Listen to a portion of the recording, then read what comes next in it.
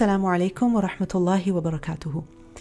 Ibn Najjar, who was one of the Quran reciters, someone of a lot of knowledge and great accomplishments, he had many ijazat. When he passed away, someone saw him in a dream, and they asked him, how did Allah subhanahu wa ta'ala treat you? And he replied that Allah subhanahu wa ta'ala has forgiven me.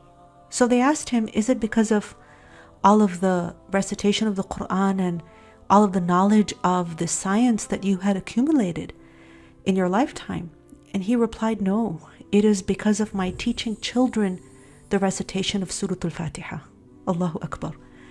Allah subhanahu wa ta'ala tells us in Surah Yasin, إِنَّا نَحْنُ نُحْيِي الْمَوْتَى وَنَكْتُبُ مَا قَدَّمُوا وَآثَارَهُمْ.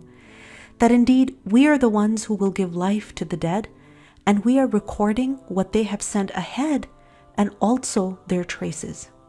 And this shows us that there are two types of deeds that are being recorded for every single one of us. The first are those deeds which we perform in our lifetime.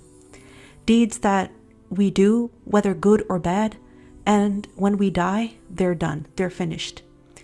But then there's also athar, the traces that we leave behind.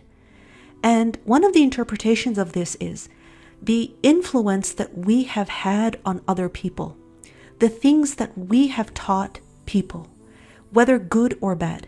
So as long as they continue to do them, they're also going to be recorded in our book of deeds. So this shows us that while we should be concerned about, accomplishing different things in our lives, we should also be careful about the kind of influence we're having on other people, whether that influence is good or bad. Because whether we like it or not, it is going to be recorded in our book of deeds. And if it's something good that we have impacted other people with, then imagine the rewards you will find on the Day of Judgment for yourself. Like Ibn Najjar taught children the recitation of Surah Al-Fatiha. And Surah Al-Fatiha is a surah that those children would recite throughout their lives now, at least 17 times a day in their salah.